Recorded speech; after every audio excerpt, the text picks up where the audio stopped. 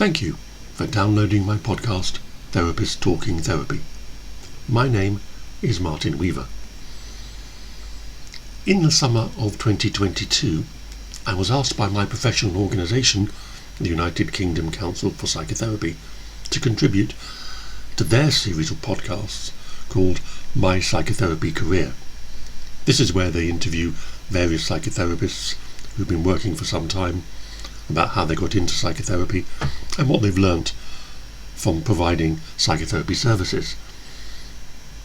And we talk for about an hour, and then they edit it down to their 30-minute slot for their podcast series.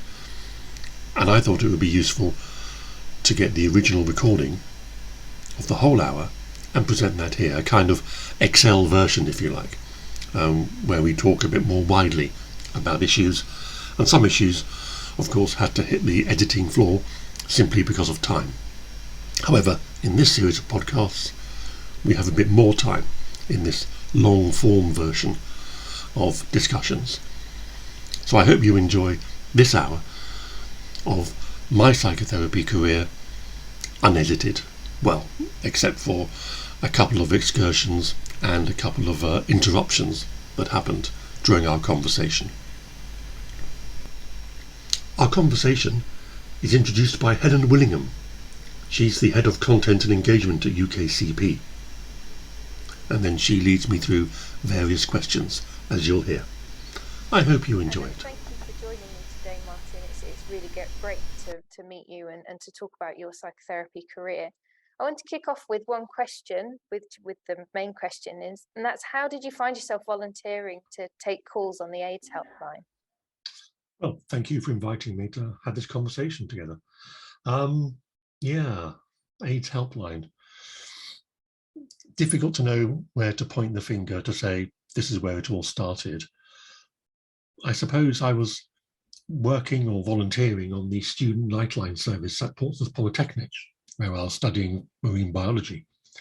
And between Portsmouth and London, I used to sort of move between the two during the early 80s. It was 1980 that I started in Portsmouth, and 1980, New Year's Eve, I think, that I first went to London. I came out as a gay man. And so I began to use London as a kind of a playground, but also see what was happening in sort of the gay community at that time. And then after I left the college, Portsmouth Polytechnic, now university, in early 83, I was unemployed, looking for a job. I decided I really should do something. And of course, because I've been familiar with London for the previous 3 years or so, I drew up a list. So I had Gay Switchboard, the Terrence Higgins Trust, and the Gay Bereavement Project. And part of the reason for doing that was the Nightline work had encouraged me to get trained to do telephone advice work for students. And I'd had 2 years experience doing that. And so I wanted to carry on that kind of work because I had the time and the availability. And I went to Gay Switchboard. I went through their process, which was very interesting, but they declined my offer of service. And so I went to the Terrence Higgins Trust, which was just getting itself organised at that time. And they were talking about setting up a phone line. And so because I had the experience of the Nightline telephone service at Portsmouth Polytechnic, I was both available and I had the experience and training to take the first calls on the helpline on February the 14th, 1984. Wow, so that was really, do you think that was your kind of what started really your interest in psychotherapy then? Absolutely. In that I was asked to go on the Nightline service, partly, I think, because I'd set up a new gay society at Portsmouth Polytechnic. And the people there obviously saw how I ran that and said, you'd be really good at the Nightline service. And I said, oh, no, I couldn't possibly do that. But I was persuaded to give it a go after a bit of training. And I found, actually, yeah, this is really useful, really enjoyable. Well, I suppose it was an interest in counselling at that point. And there wasn't, psychotherapy was seen as a kind of more medical kind of intervention. Counselling was seen as much more generic. And at college, people were called counsellors. And so psychotherapy was over the horizon at that point, but it was certainly the first time I've really been involved in giving out advice and guidance to people and had training in it. Yeah, thank you. And before your psychotherapy training, you worked in the NHS and helping those with HIV and AIDS. Can you tell us a bit about that and then how that led into your psychotherapy training? Yeah, because I'd done that work at the Terrence Higgins Trust, and that got me into not just counselling, but also working directly with people with AIDS and their families, and doing education work. So the whole psychotherapy profession was sort of growing within me, as it were. And then jobs came up in the NHS. And so I applied for them thinking this is going to be an extension, really, of the work I'd been doing at the Terrence Higgins Trust. And I realised that through the THT work, I could do the politics and the policy development, and I could work in organisational systems. But working in a public body wasn't my first choice, but it was incredibly important. And I learned a lot about power, influence, and about accountability. And a lot of that still stays with me today. And in fact, I think perhaps too few therapists have this experience.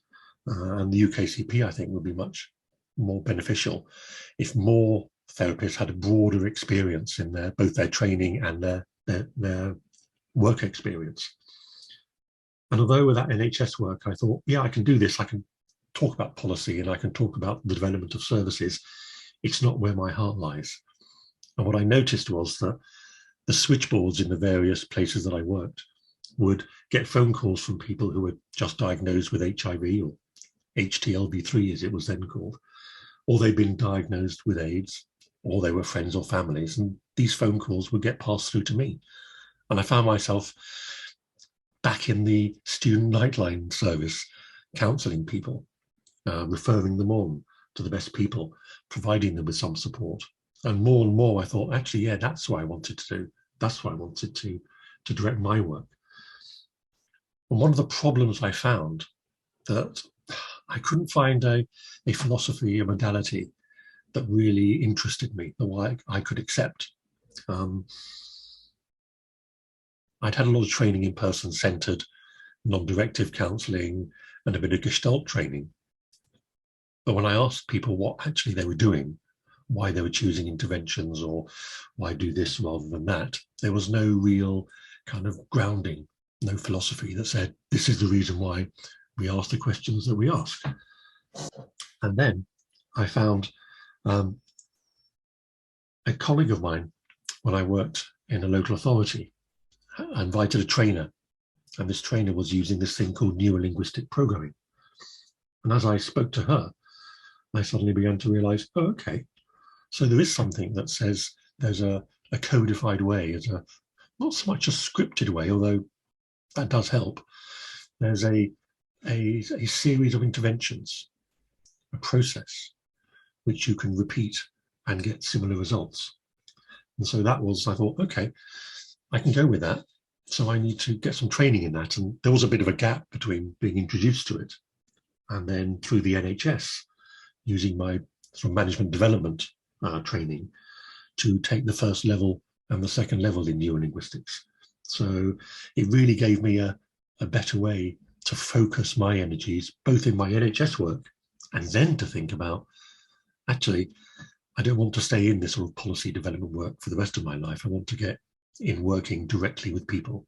So I began the process then of thinking how I could do that. And in fact, in some senses, the decision was made for me because 1996, I went into hospital with appendicitis. But I was in hospital for 3 weeks and had 2 operations. And when I came out of hospital, the NHS then said, well, we're not going to renew your contract anymore. And so I thought, okay, where do I go from here? And I've been speaking with my husband about potentially setting up a practice. And then I remember going for some interviews in the NHS to continue my NHS career.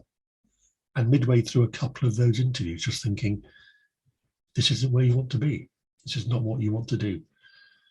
And so it was in the middle of one of those meetings, literally in the middle of an interview, where I thought, no, I need to set up a psychotherapy practice. And so I made that decision, and my husband supported me. And so when I left the NHS in the early 1997, it was in May 1997, I set up a practice and started thinking about what else do I need. So it was a slow realization. Some people decide, this is what I want to do, and this is where I'm going to go and do it. For me, it was a gradual growth, a story that unfolded, taking opportunities as they arose to move into working for myself as a therapist. Interestingly enough, it never occurred to me to get a job in the NHS. I think after 11 years working in the NHS, I'd had enough. And I wanted to get out and get that direct contact with clients. Yeah, that's really fascinating. And then, and like you said, that shift. But I want to go back a bit to one of your points that you said about how having broader experience can benefit UKCP and psychotherapists. Can you expand on that a bit? Was that in the sense that to really understand the focus of where you want to go, or just that broad experience can be really beneficial? In working in a large organisation, and in fact, I'd even worked previous to that in the Greater London Council under Ken Livingstone, and I understood things about power, about influence, and about accountability. And so the whole ethical framework and ethics that we have in UKCP is about, we have to be accountable to somebody. And sometimes I think therapists can work on their own a bit too much. And there's a lack of understanding of the wider consequential implications, if you like, or the unintended consequences of activities. And I think it shows up where UKCP is still fixated in this modality thing, rather than working as psychotherapists. And I think there's something about when one works in a large organisation like a local authority or the NHS, you get a much broader experience. You, like it or not, you come face to face with people and have to work with people from a huge range of backgrounds, a huge range of cultures, a huge range of professions and experience. And that still feeds into my work today with individual clients. I can remember things that trainee doctors told me, that professors have told me, that management trainees have told me, that cleaners have told me in the NHS work that I did, that still stays with me. And it's one of the saddest things when I left the NHS. Yes, I was setting up my own practice. I could be my own boss and all the stuff that we now hear about today. But I was sad to leave such a rich pool of material and experience to learn from in the NHS and local authority. There's so many people there with such broad range of experience. There's always somebody who can guide you. There's always somebody who's been there. There's always somebody who can offer something. And that I found incredibly useful and gave me a great sense of confidence to do what I wanted to do. Thank you. And you said that it was kind of the mid to late 90s you started, and then you became registered with UKCP in 2000, and then a supervisor in 2002 as well. Yeah. And then one of the things that you did in 2006 is you were asked to supervise the counsellors at the 7th of July London Bombings Assistance Centre, which was part of the humanitarian offering to support those that were affected by the London bombings. Can you tell me a bit about this work and your involvement there? Well, it's all a part of this whole unfolding story, and I guess my kind of willingness to grab opportunities when they arise and to take risks, I guess. I remember being in my therapy room with Classic FM playing when they reported that there'd been a massive electrical failure on the London Underground and all the delays that went with that. And I didn't think much about it until a few minutes later or half an hour later, they reported the bus that had been bombed in Tavistock Square. And that's, didn't have clients that day, but I left my therapy room and turned on the television. And like most people, I guess, I was kind of glued to it for the rest of the day as that whole story unfolded. And parallel to that, I was providing supervision services for Hounslow Bereavement Services, which is a low-cost community service provider. And I've been doing that since 2001 during my training as a supervisor. Because like all of us, we get trained, we have supervision, and then people started asking me to be their supervisor. And I said, I don't know what supervisor does. I've been in supervision, but I don't know what decisions the supervisor is taking. So I went off to Birmingham University under Dr. Sue Wheeler and got trained as a supervisor. And part of that training, you obviously need supervisees, and that's why I approached Hounslow Bereavement Services. And so I was volunteering as a supervisor for that low-cost service. And then the coordinator, Paolo Pimentel, called me and said that his organisation, Brent Bereavement Services, had won a contract to develop the rather oddly named Family Bereavement Centre, which is the services that was set up very quickly after the July the 7th bombs. And he asked me to come and be the supervisor for the new July the 7th Assistance Centre, because he'd met me in my work with Hounslow. So it's interesting how things connect in. Things happen that you can't possibly organise, you can influence. And so because of my work with Hounslow, brought me to the attention of Brent Bereavement Services, and they then came and asked me to be a supervisor for the July the 7th Assistance Centre. A bit like the work in the AIDS field in the early 80s, it was very intense. And there was that feeling of being at the centre of a national project.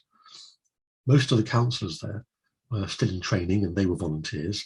They were very committed and very passionate. They came from all different backgrounds and philosophies and ways of working. And my job, as I saw it, was to be very practical, grounded, and to some extent take the drama out of this intense work. You know, the counsellors worked with the bereaved, the survivors and the first responders, as well as other people caught up in this whole terrorist event. And I found that many of the counsellors were in danger, and some were developing vicarious trauma, getting traumatized themselves from the stories they were hearing and getting too involved with their clients. So I had to guide them to being a resource for their clients and not a friend or a rescuer. So I had to ground myself. They were an excellent group, and they grew so much in the time that we spent together.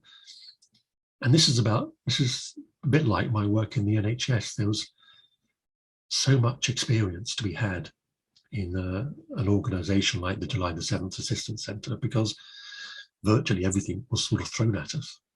And there we were in the heart of this national project, providing these services and in some senses building the resources, building the experience as we went along. And I worked with Paolo and the staff at the centre and went to the criminal trials as well as the inquest. And one of the most fascinating things for me was being present in the very early days of the inquest, the first few days, and seeing how that works, and hearing the audio recordings of the first responders as the details of the bombs began to filter through to them. And they slowly, as the rest of us did, began to recognise the enormity of what they were dealing with and the very difficult decisions that they had to make in the moment. So you can see and experience what happened from this perspective. But when you hear them talking minute by minute as it unfolded, it was a completely different experience. And that was very inspirational for me, but also gave me a lot of learning about what it's like to be involved in an unfolding event that you're not quite sure could go, or where it might go, could go anyway. And you're also not quite sure, and you can't really spend much time worrying about the consequences or the negative consequences. You just make the best decision you can at the time.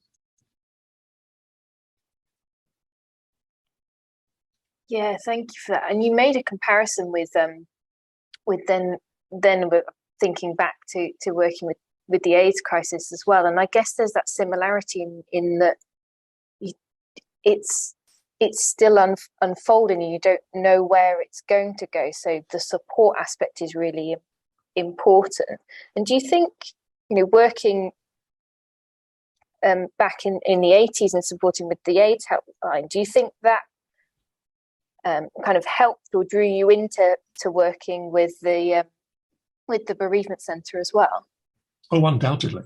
And if we track back even further, go back to 1975, I was just turned 15 and my father died from stomach cancer, and he was 48 at the time.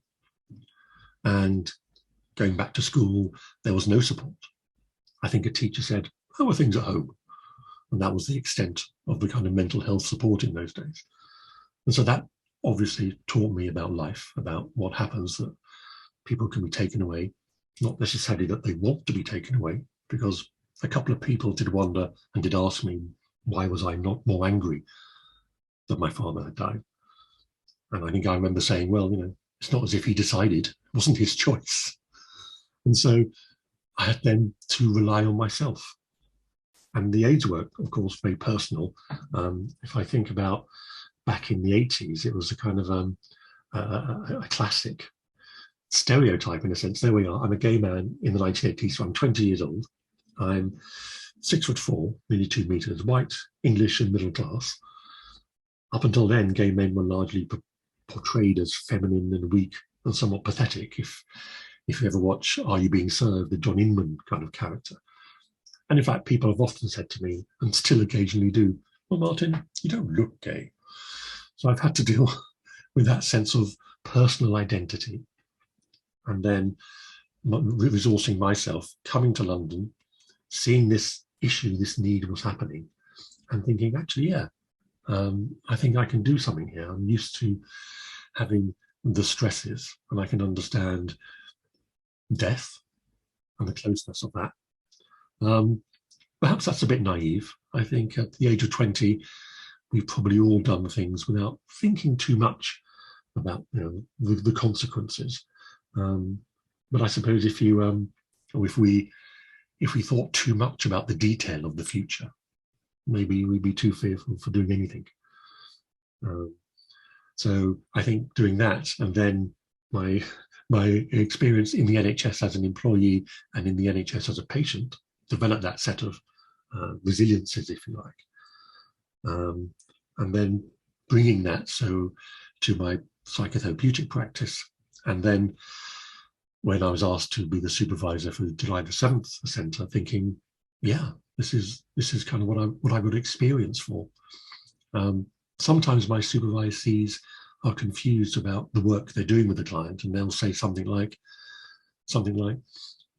Martin, all I did was just sit with them. I didn't do anything. And I always say to people, never underestimate the power of being with someone. Remember, I say to them, we run towards all those mental health events and sometimes physical events that everybody else runs away from. And we choose to do that. And that's incredibly powerful. And I think that's what I bring through these experiences that I couldn't have planned, but took advantage of, and now brought to the July the 7th Assistance Centre, learned from there, and bring to my clients today. I think that's such a brilliant message as well. And just building on that, why is psychotherapeutic support after crisis so important, do you think? I think the comedians say that timing is everything.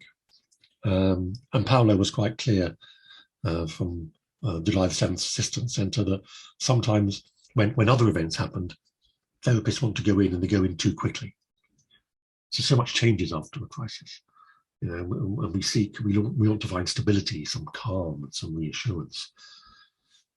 And that takes time for people to understand what they've been through and get through that in the initial stages, and then afterwards to make sense of what's going on. And one of the most important interventions I think that we can have as therapists is normalization. As a therapist, we have the credibility to help people understand that what they're going through is normal. They're not mad or bad or damaged. They may have been hurt. The pain is real, as is the fear. And all that needs to be held, to be contained, to be heard without prejudice, with compassion, acceptance, and love. Because that's the only way this sort of healing can occur. And for some people, it'll be very brief, days or weeks. For others, it'll take longer. And if they don't get that psychotherapeutic support, then the understanding, the meaning of their life and the world shifts and changes. We know that many people after July the 7th came out from the tube stations and went to work or went home. And we heard 3 or 4 years later of people who'd had divorces, people who'd left work. In fact, there were some people who were expecting their colleagues to turn up. And their colleagues didn't, some because they died, some because what they'd been through meant they made different decisions. And even the people who weren't directly caught up also had a shift in their understanding of their place in the world and what they wanted from their lives. But because they had nowhere to take that, they thought of themselves as being feeling guilty for having these sensations, feeling bad for wanting to make changes and not understanding what had happened in their lives, even though they weren't directly involved in the event. And therefore, psychotherapeutic support is really important. And I think therapists can help clients understand what's happening to their physiology, to their bodies, because there are all these physical changes that take place, how medications can help, what's both good and bad about them, and how we put our sense of the world together in our own minds. And in this way, we provide positive, though not necessarily comfortable interventions and education that helps the client heal. Resilience has been described as a swift return to normal functioning. And you can largely only achieve that with outside help.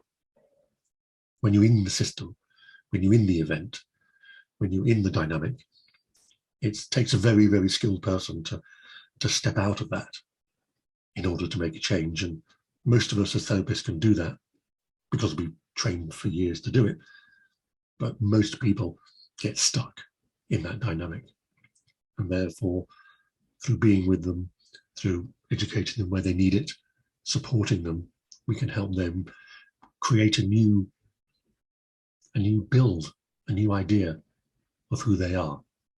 The good stuff from the past and the stuff they may want to change for the future. Thank you. I think that's a really good point to kind of change direction. And I wanted to talk to you a bit more about your training. And you touched a bit on what led up to just before your training. But why did you become a psychotherapist, and what prompted you to go, right, I'm going to get on this training and I'm going to do that?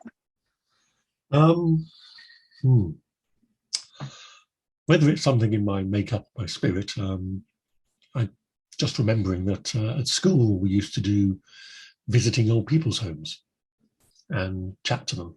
And I suppose at the age of 12 or 13, that was my first experience of just being with people who were lonely, being with people who were close to death. One of our clients did die whilst we were working with them. And so there was something connected to me that said, yeah, this is the kind of engagement that I want. So it fits my values and beliefs. And what is there in life that is more important than finding out who we are and then using our skills and maybe our spirit to make a lasting positive impact? Not necessarily in a kind of huge celebrity kind of way, possibly, but just in our day-to-day work. Over time, wanting to work as a psychotherapist, I used that training in the NHS. And I found lots of turmoil in management changes in the NHS. And that led me to thinking, actually, yeah, I need to get more skilled in this. But I done the first training, which gave me the basic skills, but I realized that that really wasn't enough. And this is where kind of UKCP fits in. And I think it was Woody Allen, amongst others, who said that the problem with self-taught people is that they only learn what they like. And the whole point about the training that UKCP puts you through is that you have to learn things that you don't necessarily agree with or don't necessarily like. And that, added to what I learned in the NHS, broadened my perspective and my understanding and gave me a huge, more varied skill set that really set me on that path. So, as I say, some people say, this is what I want to do, and they set out the path and they follow it. Whereas I've kind of built it as I've gone along and found out, yeah, this is important. This is how I want to work. If I want credibility, then I need to kind of expose myself to other people's judgment. That's what exams are all about. So that somebody else other than me can say, yeah, this person has reached a certain level, has committed, has invested, and has learned, and therefore has a wide range of abilities and skills, and is therefore, as much as anyone can be, as safe as we can be. Does that answer the question? It does, yeah. I think when we were talking earlier, it was very much about the kind of career and how you move through that, but actually, just finding out about it. I did similar at school. We went and visited old people's homes or local older people that we knew were living alone, and that was part of what we did each year. We'd just go and knock on doors and have a chat and often drop off food and things, but actually, thinking of it in that way and speaking to people in isolation and being. And I think what you said before as well was really, it comes back to that it's just being with someone, not necessarily having to talk about things or having to do things, but just sitting in a room, being with someone, and that relationship and having that is the support that is often needed. But that comes to that, why did you become a psychotherapist? It's obviously way back there and different things have led you down this path, but fascinating. Yeah, it's curiously enough, my father, before he died, was an electronics engineer. He designed satellites for the European Space Agency, so he was an engineer. And I was surrounded at home with what we would now call science fiction books, stories. And reading those led me to understand how the future can be so varied. And one of my friends said, we shouldn't call it science fiction, we should call it speculative fiction. Because a lot of these stories are about what if, supposing this decision was made rather than that decision. And I remember sitting in a cinema in 1968 watching 2001, A Space Odyssey. And apart from generating in me a kind of love for classical music, it also presented these huge kind of questions about the universe. And the fact is that not all stories are nice, neatly tied up. My husband's a great fan of detective novels. I think he's read the whole of Agatha Christie.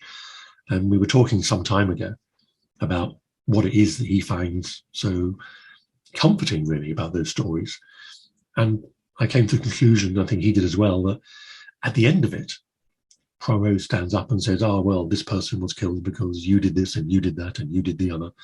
And it's all wrapped up at the end with a nice bow. And you all know what the motivations were, and you all know how the murder was carried out, and the mistakes that the murderer made, and it's all very clear. Come to speculative fiction, and there's lots of open endings. And people often say to me, 2001, what does it mean? And I say, well, what do you think it means? What does it mean to you? Maybe today even people want to be told what things are. And part of psychotherapy for me is about the exploration of the thing that is. We see our clients for a very short space of time, an hour or so a week, for weeks, months, perhaps a couple of years, perhaps a bit longer, but very briefly. And we'll perhaps never know the full effect that we'll have on clients. And I'm quite happy with that. I'm quite happy with the relationship that I have for the time that I work with them, and the belief that I have that at some point they will have an understanding, a revelation, if you like, a change, a positive change that will probably stay with them for the rest of their lives, even though I won't be there to witness it. So I'm quite happy for that. Unreconciled, is that the right word? The open ending, or the open-ended nature of psychotherapy. That fits with my understanding about that's the way the world works. Somebody asked, it was either Alfred Hitchcock or Stanley Kubrick or someone, about making films with happy endings. Why don't you make films with happy endings? And the director said, well, actually, it just depends on where you stop the story. You can have a happy ending anywhere, but when the titles close, or the titles end the film, when you close the book, the story still continues. When we finish psychotherapy, the story of the client still continues. And I'm quite happy with that, to have had an effect, even though I may not see the results of that effect.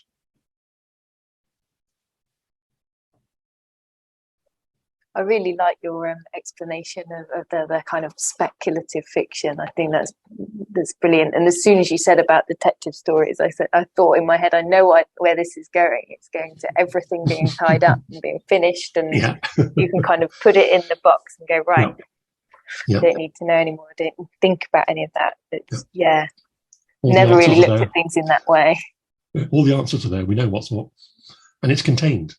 And maybe there's something about, I'm quite happy, given my experiences and my spirit, to be happy with I want to say, uncontainedness of life. And maybe that's why I'm a bit anti-CBT particularly, but I think this desire, this industrial revolution mindset to measure everything, to fit everything into some structure, doesn't sit well with me. It has a certain benefit, but in my mind, it actually falls apart very quickly. It's a great way to start, but it seems to be limiting in the direction of travel, and maybe even limiting in the final destination. Going to take this in another different direction. Yeah. Who is your psychotherapy or counselling hero?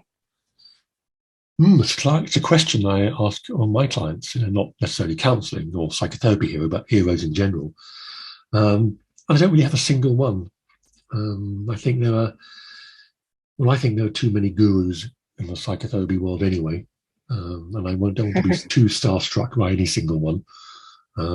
Having said that, the people I trained with in neurolinguistics, so a couple of guys called Ian McDermott and Robert Dilts, who very much focus on the health aspects and the spirit aspects of the work that we do.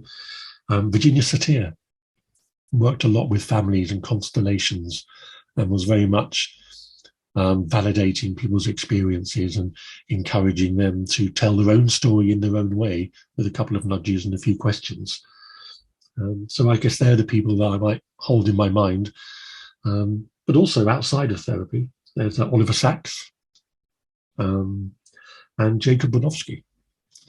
I remember watching This Enter Man back in the early 70s, not understanding most of it, but thinking there's something here that's worth investigating and exciting.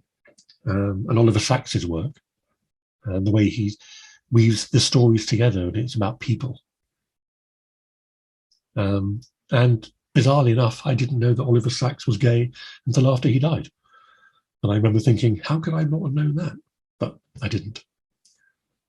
So yeah, those are, I tend to look around and somebody once described NLP as, I think it was Dominic Davis, I was giving a presentation, and he described NLP as a therapeutic Borg, if you're a Star Trek fan, in the sense of going around in an integrative way, but more a kind of absorptive way, ideas and people and things and pulling them all together into a new synthesis. So I think I will not necessarily have a hero, but I might have an element of somebody that's heroic that I might want to copy, or I might admire, I might try and emulate. I think it's perfect, and I think you don't always need that one person or one aspect, but to bring different bits together to create you and what matters. Yeah, if you think about it, I'm not a monolith. I express myself differently in different contexts, and maybe even with different clients.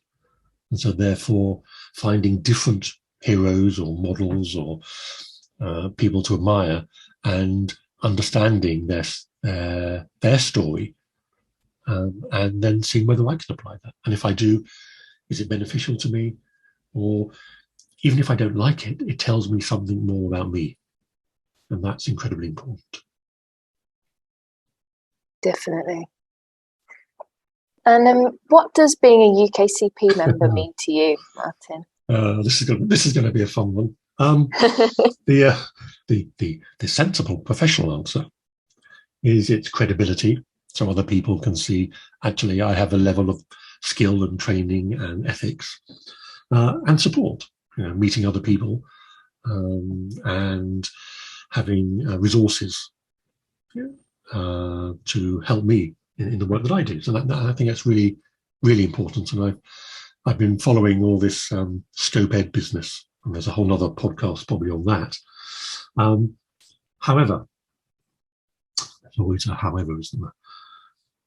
Over the years in working with UKCP, because it's such a broad church, I find it intensely frustrating, definitely challenging, maddeningly slow, and I'm getting to sense that it's stuck in a world that potentially is too narrow and is in danger of being overtaken and possibly made obsolete.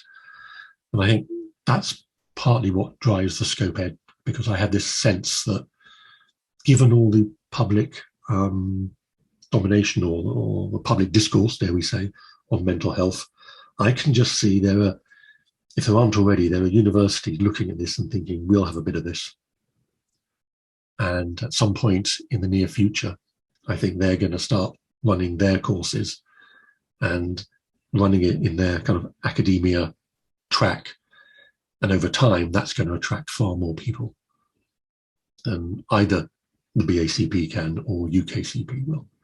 And I fear that UKCP may not be flexible enough and maybe even broad-minded enough to understand that we have to let go of the modality focus of training and talk about psychotherapists, a bit like doctors. You train to be a doctor and then you specialize. And I think unless UKCP follows that kind of model, not a medical model necessarily, but an educational model, and I don't see myself as a medic, I don't treat clients. I can't point to them and say, there's your depression, there's your OCD, there's your anxiety, but I can educate them about their physiology, about their psychology, about their history, and how they've got to where they are, and how they can move on to where they want to be. And I think until the UKCP relinquishes that modality fixation, it's possibly on the road to extinction, because others are going to come in, if they haven't already, and fill that gap. Is that what you expected? Not quite, but it's interesting. Because I think the modality piece, you touched on it earlier as well, in that trying bits out and that some didn't work for you, but actually taking that broader look and then focusing or specializing. It's interesting. I'm not sure if Scopehead has done this, and it might have done it and just hasn't communicated it. But I think there's something beneficial in going across all these modalities and saying, what do they all have in common? And setting that as the kind of entry bar, if you like. And then people get specializing after that. But the trouble is, in order to do that, in order to gain the longevity and the development people are going to have to let go of something. And I think people aren't yet ready to let go because the modality tends to tie into identity. And people will see that as a loss of self rather than a gain of a broader community. Yeah, I can see that. And it's interesting because we have done research about why people and how people look for courses and what type of courses and training, and actually the type of the modality or the approach is one of the top reasons that they pick particular courses at this point. But we're still young, the profession is still a young one. The medics didn't get their General Medical Council until 1848 or something. Which I could argue is 2,000 years after medicine first started. We've only been going for a century or so. So there's plenty of time. Yeah. And it goes back to our speculation as well, doesn't it? Yeah, absolutely. Absolutely it does. In quite the opposite, yeah, and doing retrospective, thinking back, is there anything you wish you knew before you started your training? Oh, loads, I expect. But as I said earlier on, if we all knew the future, would any of us really start anything? If we all knew exactly what was going to happen, we might be too terrified to start out. I think what I've learned is that most of the trainers that I've worked with, not all of them by any means, but a lot of them only knew what they'd been taught. I mean, they weren't broad enough in their experience and their knowledge to understand where what they've been taught, where it sits. And it was almost like being, kind of repetition rather than education. And what you get from the training is the basics. It's the experience of being with a client that teaches you what no course can. So you need to get out, I think, students, if they're listening to this, my suggestion to them is get out and get experience. I know there's a whole thing about being paid to do work and volunteering and that kind of stuff, but people turn hobbies into jobs. People do all sorts of voluntary work because it makes them feel good and because they can gain skills from it. And there's always going to be a bit of that. There are no kind of apprenticeships in this yet. So I think you have to get out of the boundary, if you like, of the training course, which is useful stuff, but you've got to use it. Use it in real world examples, in real world events, so that you get the experience. I remember in my training as a supervisor, the biggest, shock is probably too strong a word, was the first time we did a practice and I sat in the supervisor's chair and thought, oh, okay, this is different.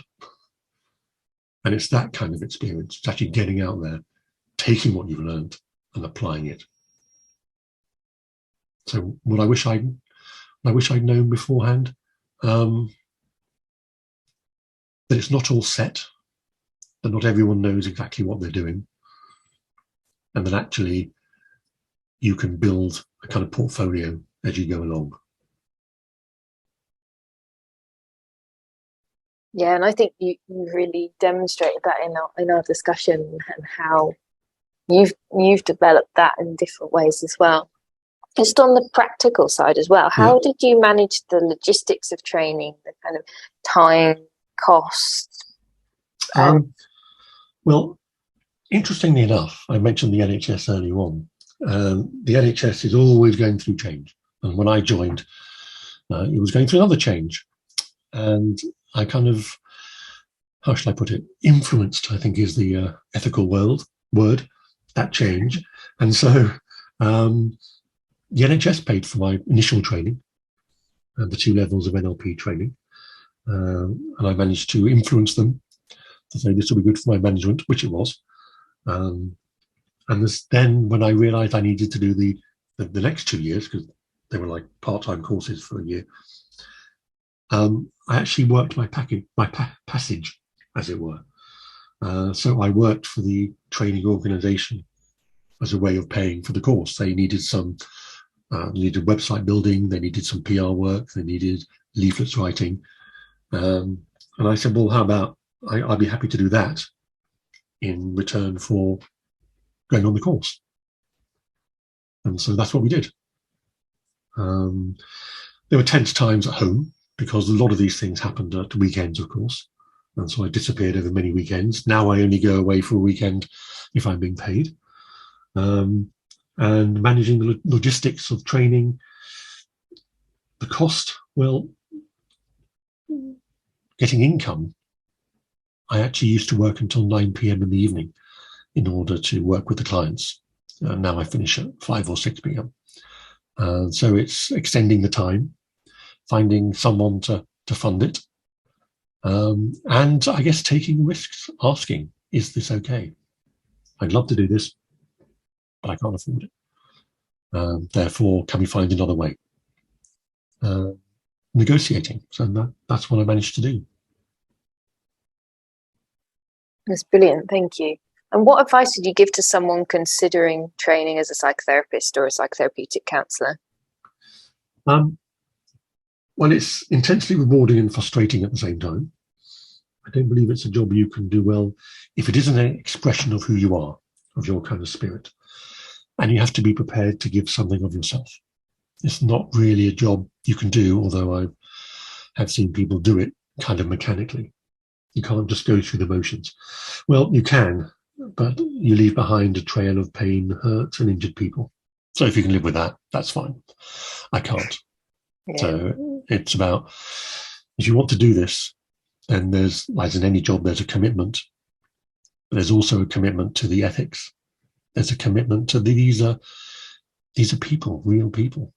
It's their lives that you're engaging with. And if you're prepared to take that risk and that responsibility, then you can have the most fabulous responses and the greatest feeling when someone comes to you with a problem, an issue that's been with them for decades sometimes. And after a few sessions, they say, actually, that's not there anymore. Actually, I've got my partner back. I've got my child back. I've got my life back. There is no greater feeling in the world than working with somebody and achieving something, no matter how big or small, just achieving change, achieving difference. Thank you. And final question, how has training changed you? I don't think that it's fundamentally changed me. It's focused me and given me knowledge, given me insights, and plenty of tools and, well, I tend to call the way I work a philosophy rather than a modality or toolbox. It's a philosophy that helps me, that's helped me structure and understand what I want out of the world. And it's helped me in my personal life.